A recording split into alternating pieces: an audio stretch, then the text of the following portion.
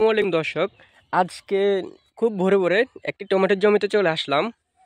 আমাদের এক ভাই টমেটো চাষ করছে, মাশাআল্লাহ খুব ভালো ফলন হয়েছে। সকালের কুয়াশা এখনো পর্যন্ত কাটে নাই, কিন্তু আমাদের আমাদের এই ভাই টমেটো উত্তোলন করতে চলে আসছে তার জমিতে। আপনারা দেখতে পাচ্ছেন টমেটোগুলো পেকে আছে। তার পাশাপাশি এই ভাইটি ফুলকপি করছে, পাতাকপিও চাষ করছে।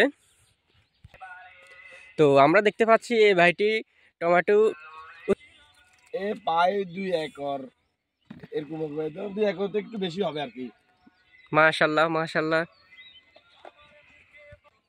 তো ভাই আপনার এখানে মোট খরচ কত হয়েছে? দেখছি যে আপনি একটু কপি করছেন, টমেটো করছেন অনেকগুলো জমিতে। অবশ্যই খরচ তো হয়েছে, খরচ কম হয় না, না প্রায় 2 লক্ষ টাকার মতো খরচ হয়েছে। যাক, তো এখন বাজারে টমেটো এমনিতে আমি দেখতেছি টমেটোর দাম কম। তো এখন বাজার কত পাচ্ছেন দাম? ভাই খরচ তো অনেক করে ফেললাম, কিন্তু খরচ হিসেবে আমরা দাম পাচ্ছি না। দাম ধরেন না, যদি 15 থেকে 20 টাকা পাইতাম তাহলে একটু ভালো হতো। এখন তো 8 থেকে 10 টাকা রেট করছে, আমাদের এটা তো পোষায় না, কিছু করে না ভাই, বাজার হিসেবে চলে। এখন আপনার কি যে যা খরচ করছেন তাকে উঠবে, বা আপনার আপনার কি বলেন আপনি দেখি? না তা তো উঠবে না, তো কিছু করার নাই। এখন যেটা করিয়ে ফেলছে এটা তো জি বুঝছি, হ্যাঁ অবশ্যই পরিস্থিতির শিকার। পরিস্থিতি শিখে এটা কিছু বলার নাই ভাই, আমাদের তো যেটা পরিশ্রম করতে হয়েছে এগুলো তো কিছুটা হলে উঠাইতে হবে, ওই জন্য। বুঝছি ভাইয়া। তো ভাই আপনি কি এটার পাশাপাশি আর কোনো কাজ করেন? আপনি তো দেখতে পাচ্ছি মাশাআল্লাহ খুব বড় একটি।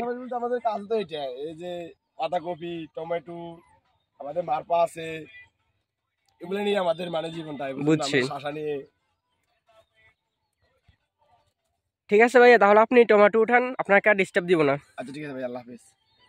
তো আপনারা দেখতে পাচ্ছেন, অনেকেই বলে যে নোয়াখালী কিভাবে এত ধনী হলো। বাংলাদেশের ভিতরে ধনী জেলার ভিতরে নোয়াখালী অন্যতম একটি। কয়দিন আগে আমরা ফেসবুকে এটা নিয়ে অনেক ভিডিও দেখলাম, অনেক পোস্ট দেখলাম। তো আপনারা দেখতে পাচ্ছেন যে নোয়াখালী মানুষ প্রচুর পরিমাণে পরিশ্রমী।